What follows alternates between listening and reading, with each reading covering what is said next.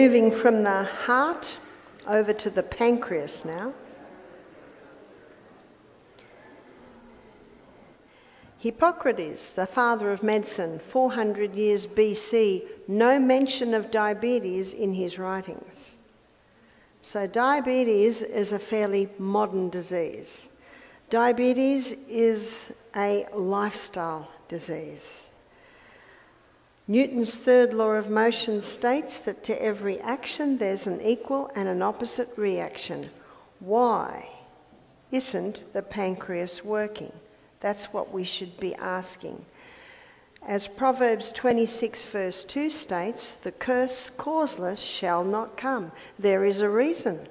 There is a reason why pancreases are not working. Now the pancreas's, one of its main roles is to release two hormones. One is insulin, that gets the blood sugar down. The other hormone is glucagon, and that gets the blood sugar level up.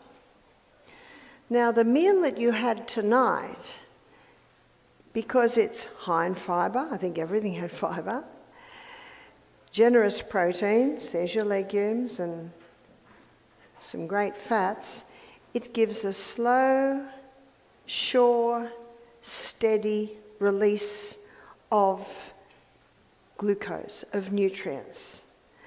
And that allows the pancreas to just release the insulin as it's needed. That's what every cell in the body wants, and that's what our pancreas wants.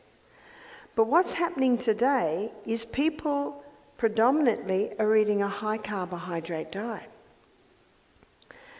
And this high carbohydrate diet releases a lot of glucose. And that glucose, when it gets into the blood, especially the refined sugar, and by the way, the refined grains, it's almost as high as sugar. But there is one grain that gets the blood sugar levels higher than refined sugar. Is that a surprise? And the grain that does that is what? Bread and cereal and pasta and cakes, etc., and pizza are all made out of predominantly one grain. What's that one grain? It's wheat. Now in the 1950s, wheat went through intensive crossbreeding. And the reason they put it through intensive crossbreeding is they wanted to create a plant with a high yield of grain, so that would help with the starvation crisis in Africa, in Mexico, in India. And eventually Dr. Norman Boullag got a Nobel Prize for his hybridized wheat. At first, the stalk broke before the grain was fully ripe, because wheat used to grow that high. Do you remember that? We had a 25-year-old wheat farmer come to our retreat. He'd never heard of such a thing. He didn't know that wheat used to grow that high. And so they went back to the drawing board and they came up with a wheat that only grows this high. I was in Holland, probably a month ago now, and we're driving along. You know, it's very, very flat. And I saw big fields of sandy-coloured grass. I said, what is it? It's everywhere. They said it's wheat. It was only that high. So it had only to be that high with a thick stem, because some wheats are producing 8 to 10 times the grain that they originally produced. So in the 1970s, the wheat started to go worldwide. So by the 1990s, every bread, cereal, pasta, cake, etc., pizza, all made out of this hybridized wheat. It was rushed through with no safety studies. They didn't think they had to do safety studies on wheat. It was rushed through with no safety studies. It sounds like the COVID vaccine, doesn't it? Rushed through with no safety studies. And who's it experimented on? I'm not interested in being experimented on. I'm interested in experimenting whether exercise works. I'm interested in experimenting whether drinking more water works or going to bed earlier works, because if it doesn't work, I've lost nothing. They're the only things I'm interested in experimenting on. But I've found that they work. But what it produced, and they're starting to realise this only now, what it produced was a type of starch structure that gets the blood sugar level up higher than even sugar. So the starch structure that was created is called amylopectin A. And amylopectin A is the name of the starch that was produced. So let's look at what it does. We'll do it up here. It gets the blood sugar level up very high, very fast. So then you get a corresponding dump. So that's the A. So let me give you something to compare it to. Amylopectin B. Amylopectin B is found in bananas and potatoes. And if you're familiar with the glycemic index of food, bananas and potatoes, they're high on the glycemic index, so they get the blood sugar level up relatively high, relatively fast. Not as high and not as fast, so it's more like that. So that's your B. Amylopectin C is found in all your beans. There's your lentils, chickpeas, lima beans, cannellini beans, kidney beans. So what does the C do? The C gives a lovely steady rise, maintenance, lovely steady drop. That's what every cell in the body wants. So let's have a look at it on the glycemic index. Now the glycemic index is a very important index for diabetics because the glycemic index is an index or a reading on how quickly the glucose in that food is released into the blood. So your baseline is 55.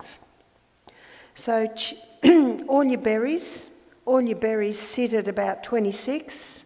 Grapefruit, it sits at 25.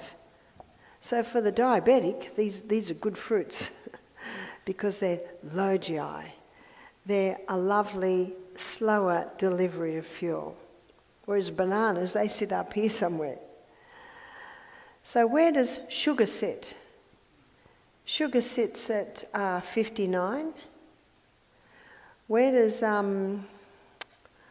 white bread, white pasta, white cereal, it sits at 69 because of the amylopectin starch in it. What about whole wheat? Whole wheat bread, whole wheat cereal, it sits at 72.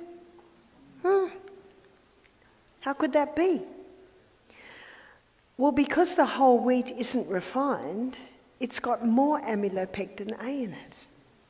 And it's the amylopectin A that gets the blood sugar level up. Now, absolutely, whole wheat bread is superior to white because it's got fibre, it's got your B vitamins. But in regard to the diabetic, who's watching their blood glucose levels, they need to eliminate wheat, totally. I had one lady start to cry when she saw this. I said, "Why are you crying?" She said, "I'm a diabetic, I'm type 2 diabetic."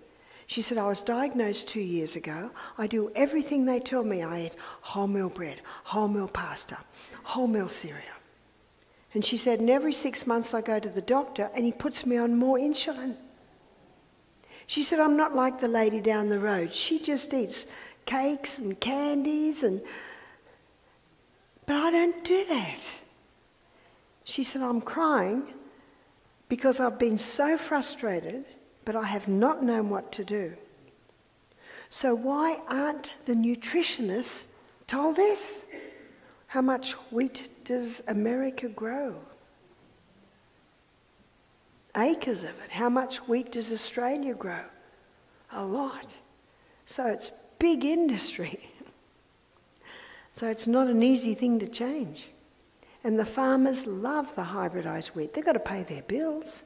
10 times more grain per acre, that's 10 times more dollars per acre. So you see the problem. So no wonder diabetes has skyrocketed. It's not just the sugar, it's also the wheat.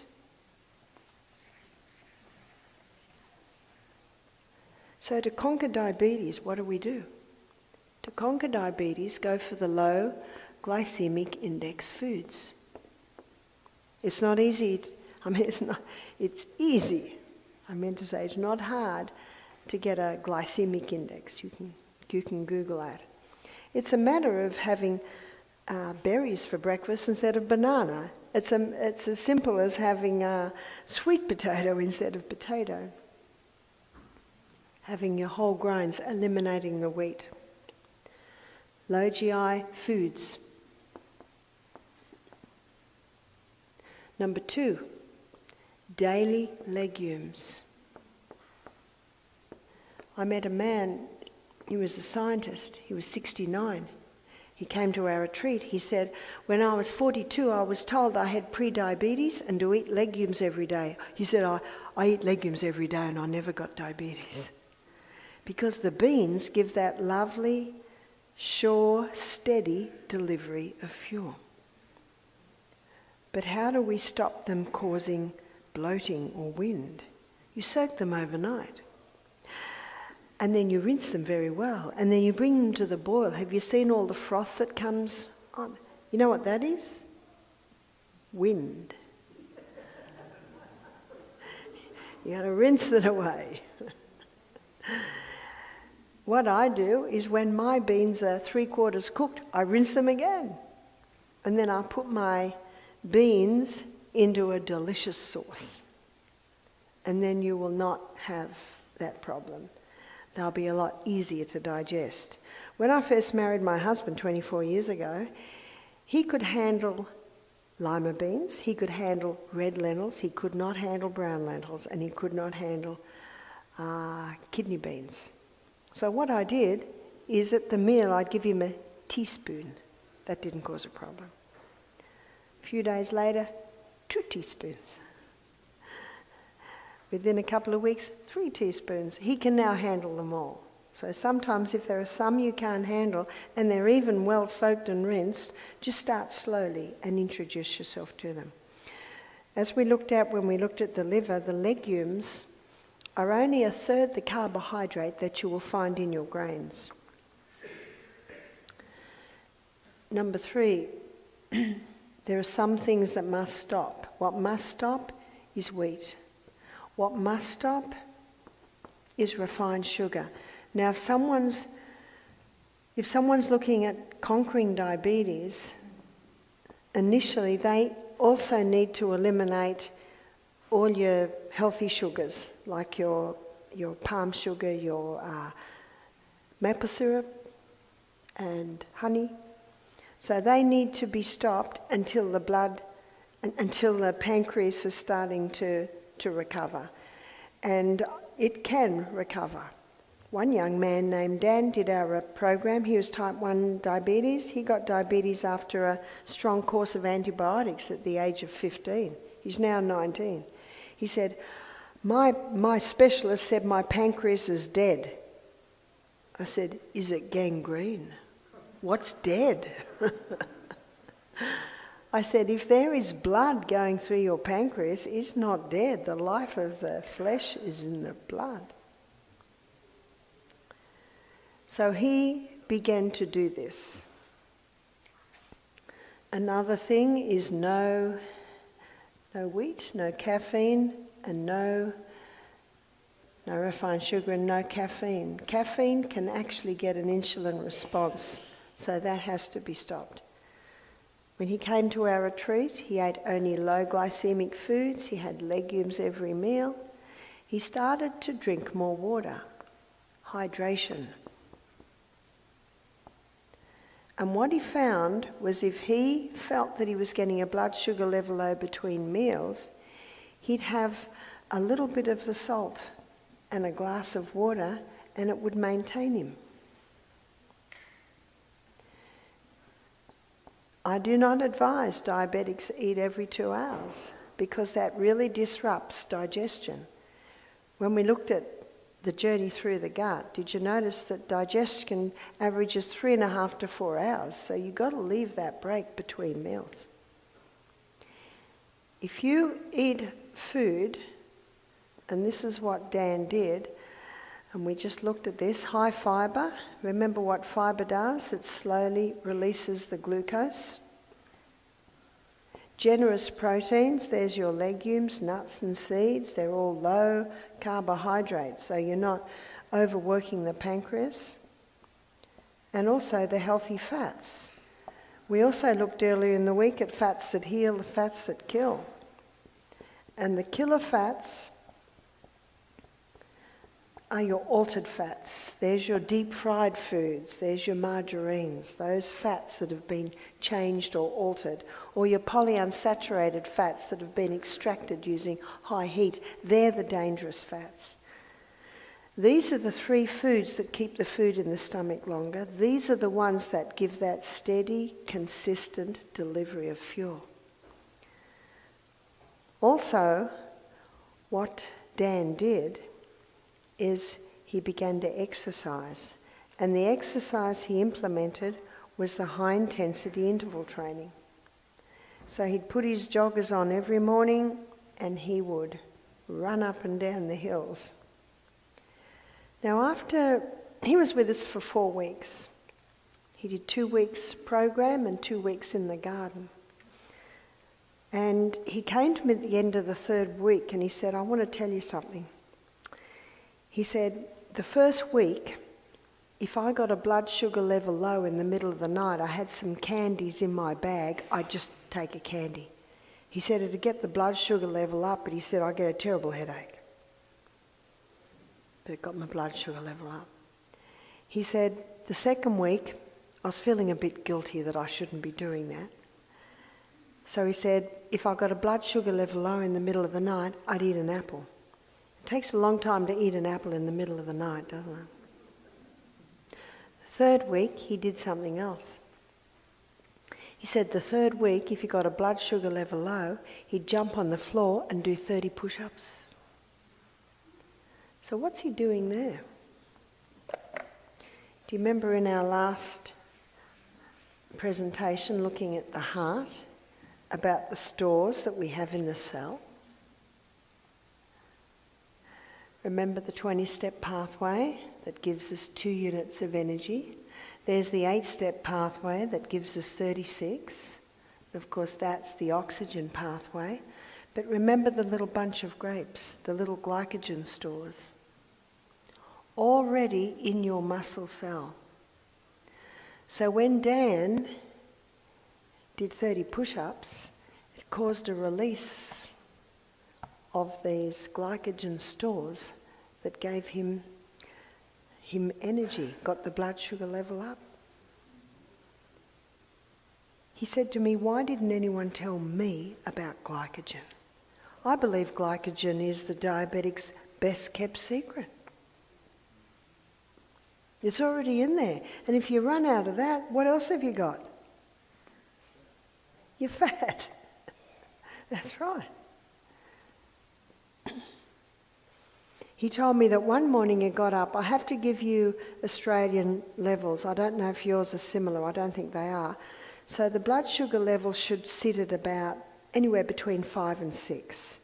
So he got up one morning and his blood glucose levels were 3. So what he did was he had the salt, water, got dressed, had another salt, more water, went for a run, came back, tested his blood glucose levels, they were 9. And he'd had nothing to eat. Where did that come from? Came from the stores, the glycogen stores and the fat stores.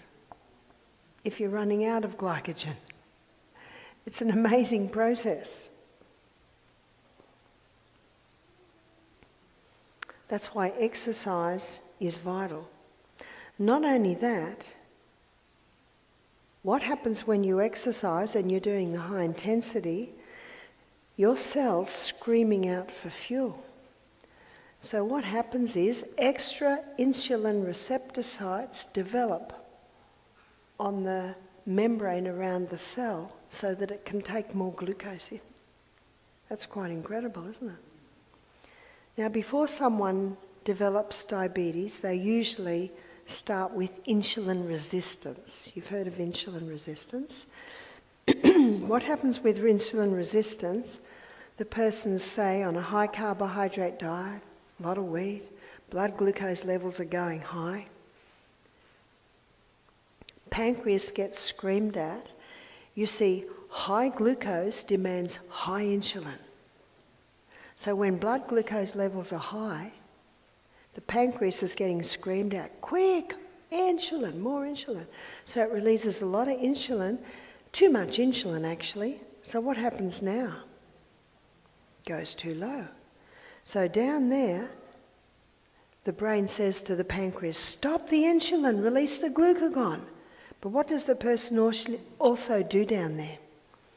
Has a candy, has a Coke, has a coffee with 3 teaspoons of sugar. What does that do? Whoa, up it goes again. Now too high. Stop the glucagon, release the insulin. Oh no, stop the... Can you see what's happening? The pancreas is just wearing out. I'm against child abuse, I'm against animal abuse, and I'm against pancreatic abuse. But many, that'd be like someone kicking their dog, not realising it's hurting the dog. But it's actually not that clear because we can't even see the pancreas. We don't know what's going on in there. And so many people don't realise, like this lady that started crying, she didn't know that they'd changed the wheat.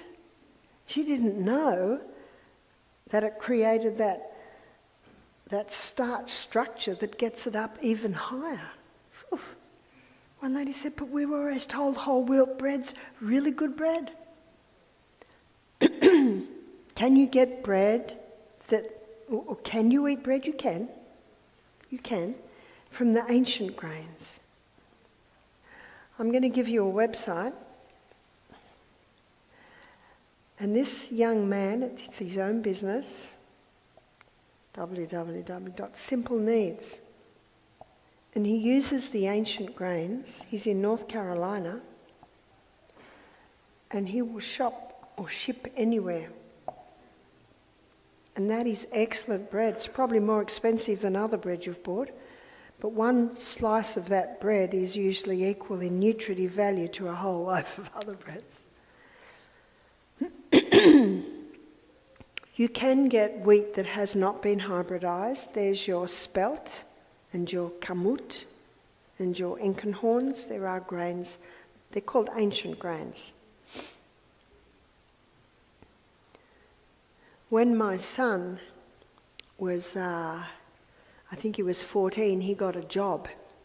He had to cycle 5 kilometres to a little Italian fruit and vegetable shop. In Australia, we have little fruit and vegetable shops. That's all they sell. So in all the little towns, you'll have a butcher shop, you'll have a baker shop, you have a fruit and veggie shop. And it was run by Italian family. There was Mama was about late 60s. There was Daughter was early 40s. And Mama would say to Peter, Peter, get that broccoli, put it out the front. So Peter would carry it out the front and he'd meet Daughter. And the daughter would say, Peter, what are you doing with that broccoli? Now get it back there. And if Peter tried to speak, he'd got into trouble because he's back answering, so he'd turn around and then he'd meet Mama. Peter, what are you doing that broccoli? I told you to get it. And Peter would turn around and hopefully eventually they'd meet. Peter would come home every day and he'd have a backpack full of rock melons or things that they were going to throw out. He'd come and say, Mum, I got some good fruit today. After about 2 weeks he said, Mum, can I get another job? It wasn't the 5 kilometres cycling. It wasn't the backpack full of goodies. It was these women, and isn't that what people are doing to their pancreas? Get it up, no, get it down, no, get it up, no, it just wears them out. And that's when insulin resistance happens. Insulin resistance is when so much glucose is coming in that these insulin receptor sites basically say, I'm sick of the sight of you. I don't want to even see you anymore. So what happens is the blood glucose levels remain high because it can't get into the cell because of insulin resistance, and the brain sees all the glucose in the blood and starts screaming at the pancreas, more insulin, more. Can you see what's happening? And the insulin just can't do it anymore. So it stops. Sometimes something can damage the beta cells in the pancreas, like Dan, when he had the strong course of antibiotics, it had damaged the pancreatic cells. So let me finish the story of Dan. So by the end of the 3rd week, Dan's insulin has gone from 90 units a day down to 10 units a day. Type 1 diabetic, 3 weeks.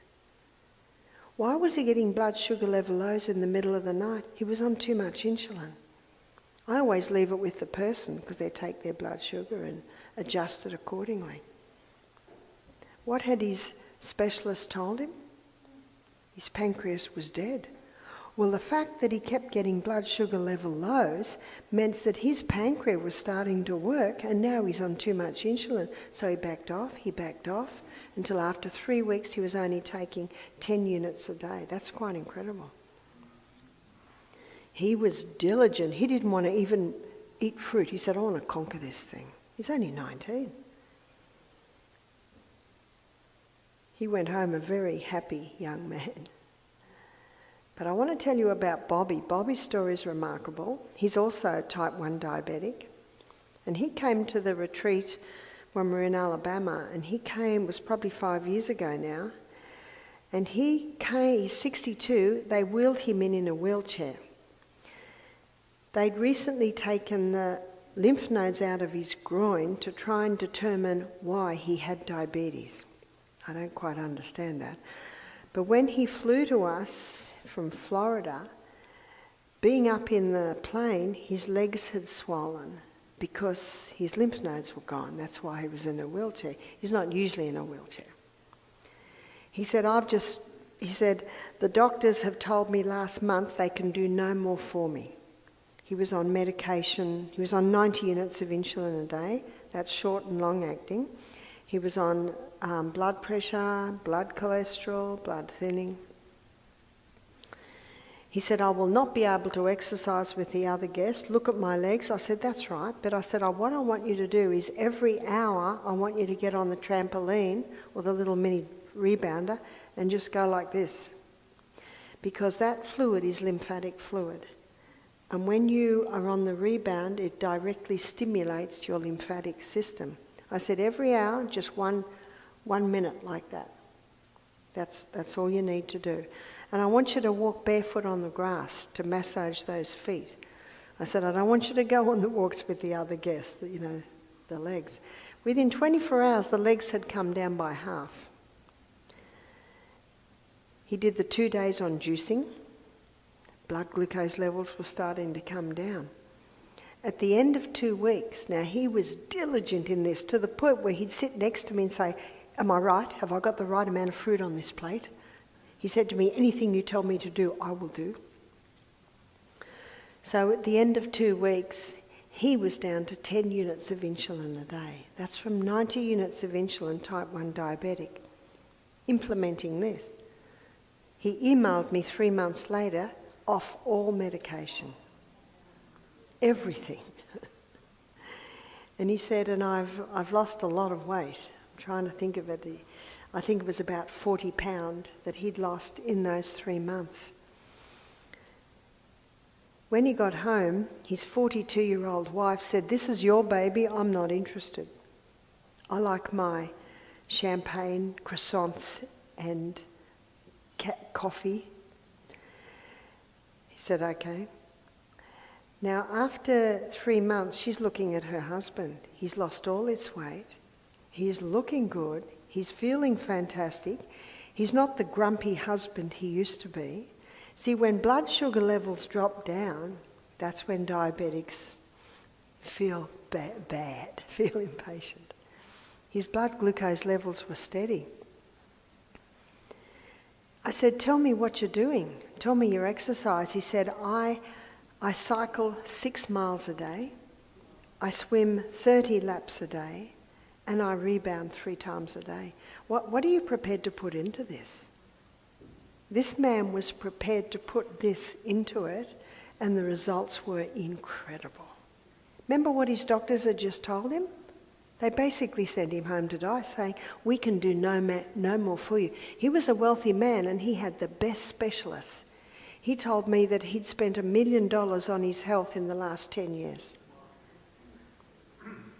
And he met a little lady at the swimming pool one day, and they got talking, and she said, I think I know someone that can help you. And he came to our retreat. Anyway, the next email I got, he said, my wife's interested. She stopped her coffee, she stopped her croissants, and she's so happy because she has lost 15 pounds and she's been wanting to lose weight. Why was she interested? Her husband didn't beat her over the head with everything, she just watched. She just watched. In fact, you know what they did after 6 months? They were remarried. He said, I just feel like my wife's got a new man. And she said, I have. And so they rededicated their life to each other. Just an incredible story. Every single case is different because there can be different factors that come together in every case. And I think Bobby's case is very interesting because his case would be considered quite extreme. Type 2 diabetic is a lot easier to conquer because the beta cells aren't as damaged as usually in type 1 diabetic. So we have many type 2 diabetic stories who have totally conquered it. But I like Dan's story and Bobby's story because they were type 1 and they were told that they would never conquer their diabetes. But they certainly did. So as you can see, we're actually getting close to those 8 laws again, aren't we? And I believe that it's very important every day to thank God for your pancreas, to thank God that He's given us a body that has the ability to heal itself. And if you don't heal in 3 months, thank God. And if you don't heal in 8 months, thank God, because you're getting there. The Bible says in 1 Thessalonians 5:18, in everything give thanks, for this is the will of God in Christ Jesus concerning you. And then further down in that same chapter, and this is verse 21, it says, prove all things and hold fast to that which is good. Prove it. Try it for yourself. That's why I believe everybody should be their own doctor, because only you know how you feel, only you know what you've been through, and only you know how your body responds and reacts to what's happening. And that's why the best doctor will do this to you. Is that right? So don't be the doctor that won't listen. When your body speaks, listen. So our guests that have remarkable responses regarding diabetes, we feed them 2 meals a day. And what are most diabetics told to eat? Every 2 hours. Well, often the body doesn't know the difference between thirst and hunger. It's often thirst. And also, when you have that little bit of salt and that glass of water, and remember, at least 8 glasses a day. It's a lot harder to drink it in cold weather, so just sip it. I always have my bottle by me. I just sip, sip, sip. And it's amazing how much you can drink when you're sipping away. Are there any questions before we close? Yes?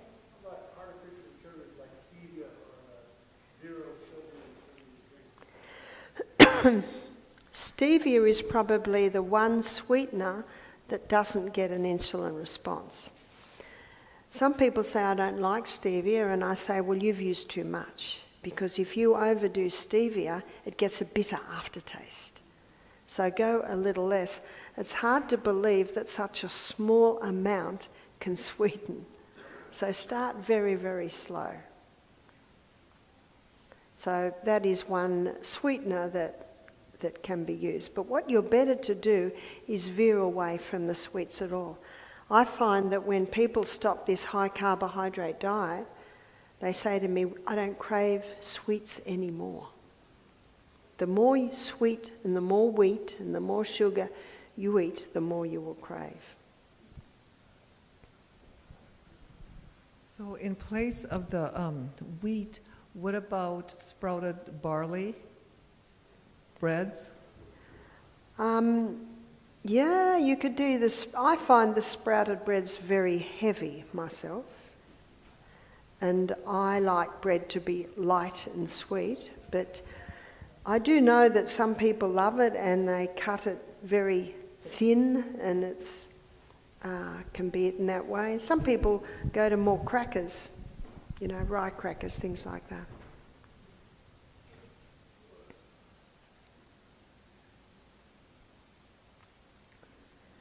We've answered every question. That's great.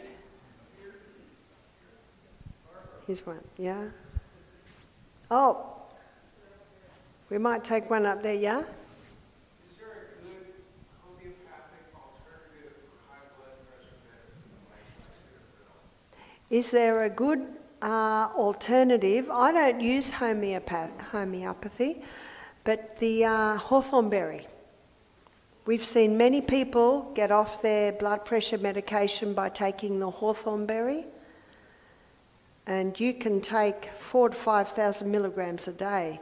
And you can use the hawthorn berry even when a person's still on blood pressure meds. But as the blood pressure comes down, then because you've implemented all the lifestyle changes, then you can start reducing the blood pressure medication. Yes? Can you explain the salt water thing again? Somehow I didn't catch that. Okay. We lose a lot of salt every day and we need to take salt. And seawater is 92 minerals, but the salt you buy on the supermarket shelf is only 2 minerals. So it causes an imbalance in and out of the cell, which gets the pressure up. So we need to take mineral salt, which is your Celtic salt or the Himalayan salt. What about the young man you were talking about drinking salt water? He actually didn't drink salt water. He took a little bit of the salt and then he drank the water. That's how you do it. So I read a book and it said to do a half a teaspoon of the Celtic salt in 10 cups of water. Half a teaspoon of Celtic salt. Sounds a bit extreme. I think it was the water cure. Okay, the water cure. And I've been doing that for a long time. You've been doing it, have you?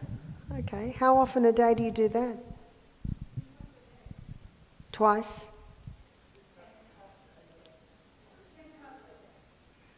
Oh, right. That sounds like a lot.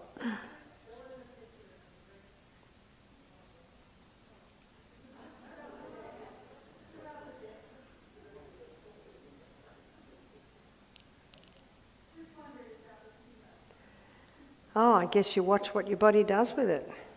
Yes? Can you compare other grains like millet, quinoa, rice, buckwheat, oats with the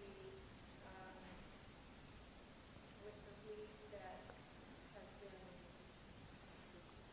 genetically modified? Well, the wheat's the only grain that has been genetically modified. Some rices have. That's why it's important to buy organic grains. Unfortunately, if you buy organic wheat, it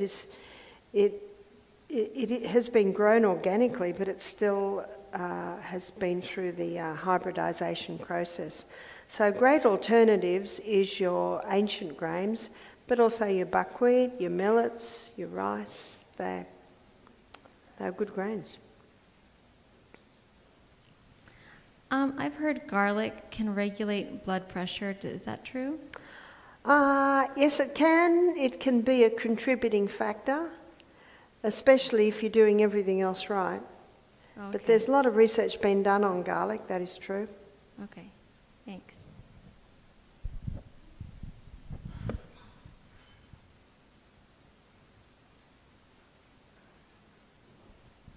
What about corn? Can you talk about corn? Corn. Unfortunately, in the US, most corn has been genetically modified. So if you can get organic, non-GMO corn, corn is great. Have you noticed in a lot of supermarkets they chop the top off the corn, the very tip of it? It's usually because it's gone mouldy. That's the problem. And have you ever bought corn and you see some of the little kernels at the top are pink? That's mould.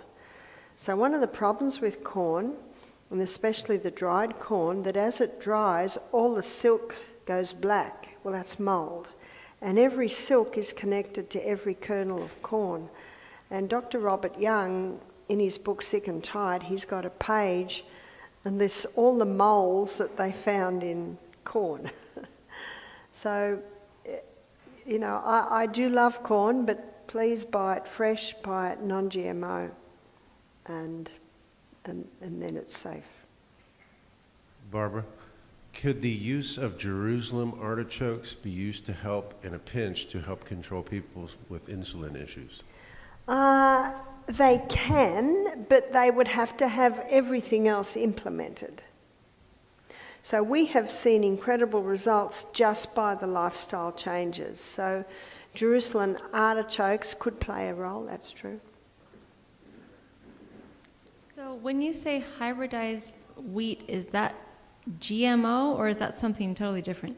It is different because they put the wheat through intensive crossbreeding, and this was in the 1950s. So this was a little bit before the genetically modified foods took off. So you can't really find wheat now that's not hybridized. Yes, you can. It's called Enkenhorn or spelt or kamut. Okay, all the ancient. The ancient grains. Okay. Yeah. All right.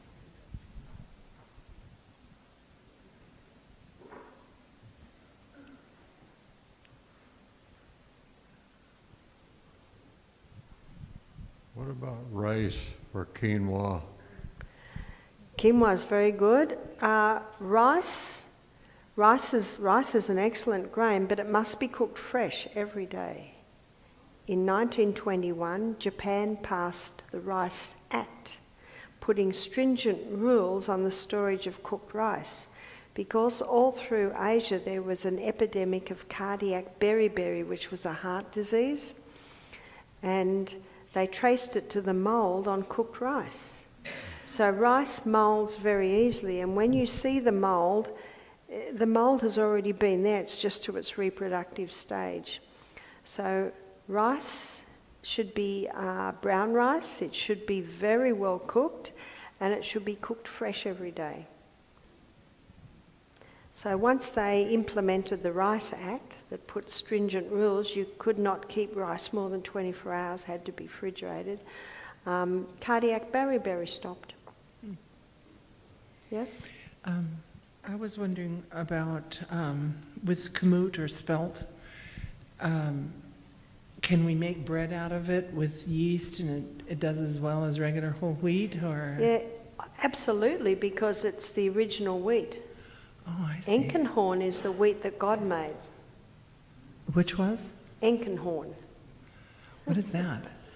It's the original wheat. I think it's an I there, Enkenhorn. Einkorn. Mm-hmm. Mm-hmm.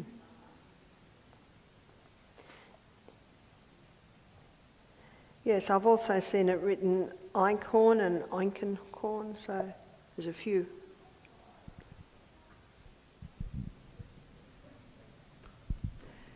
Do we need to supplement vitamin D in the winter? Vitamin D stores very well in the body, and compared to 100 years ago, people spend a lot more time indoors. So originally people didn't have to supplement because they spent so much time out of doors. So if you get adequate sun, you don't need to supplement. I've never taken vitamin D supplements, but I'm a gardener, so I'm outside a lot. I do recognise that some people may need vitamin D supplements, and there was a doctor who gave a presentation on COVID that said that he found that all his people that got COVID, all his patients with COVID, had vitamin D deficiency. So that makes it very attractive to have the vitamin D supplements.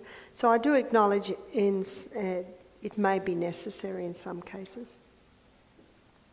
I was wondering if cooked grains are better for you than the raw cereals, even if you're getting the kamut and those type of grains in your cereal.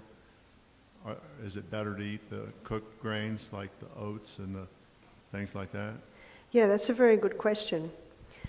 I was talking to Agatha Thrash many years ago when she was still alive, and she had read a statement by the health author Ellen White, who stressed long, slow cooking with grain. So she did some experiments. She would cook grain for so long, and she'd put it under the microscope, and if there were still starch granules, they lit up like almost little lights. And so she cooked many grains, and she found that it was only the long, slow cooking that broke down the starch granules. So raw oats are totally indigestible.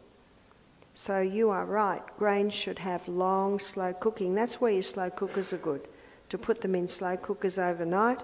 Wake up in the morning, it's cooked and ready to eat.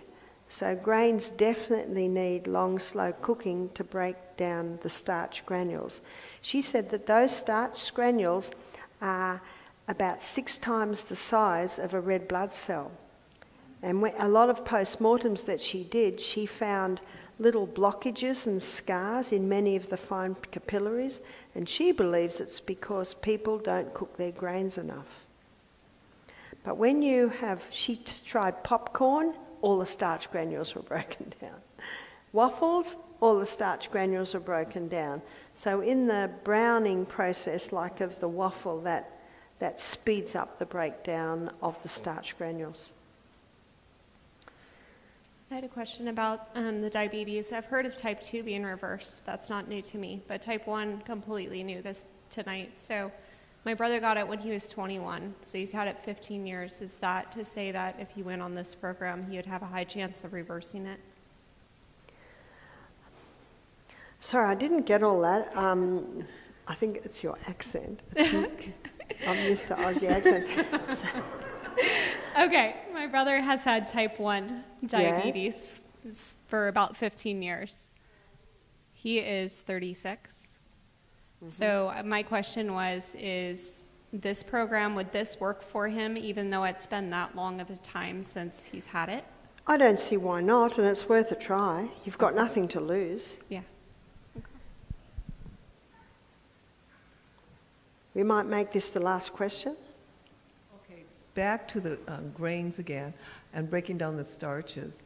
Would dextrizing the grain... Yes. Dextrinizing helps, and that's why the browning process speeds it up. So what I sometimes do is I dextrinize rice in a dry pan, lightly toasted, and that certainly can cut down reduce the cooking time.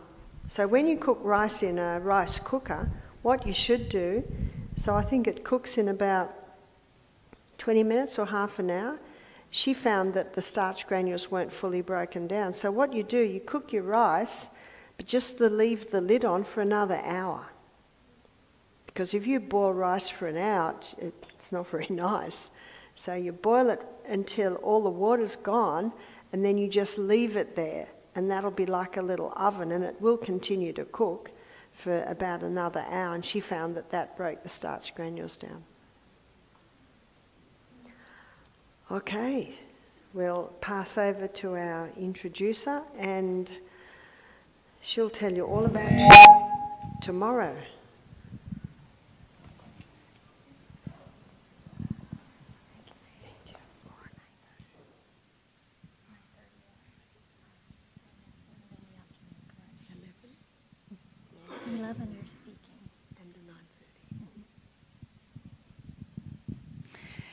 Okay.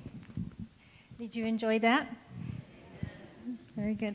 Maybe you have seen the holiday and the Cooking with Judy cooking classes. the flyers for those are out there, and also they were in the lunchroom, so I hope that you've picked them up. There's also another seminar that has started online, and there's a flyer outside, Panorama of Prophecy. If you're interested in that, you can catch it online at amazingfacts.org. And today, as we entered into the Sabbath, we're reminded that although throughout the week we've talked about physical health, I think that every time in each presentation she has brought up that it's God that does the healing, right? And so we reminded that we are made up of both physical as well as spiritual. And it is our connection to God that really brings the healing and the health. So as we are reminded of that today, may we also remember to rest. Rest in Him and rest physically. And shall we bow our heads for a word of prayer as we think of that?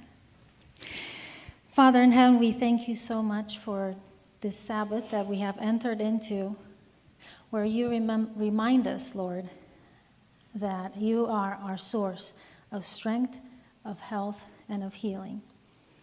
And I pray that you would help us during these Sabbath hours to be healed of the sin that so easily besets us, and that we may remember that Jesus is our Savior.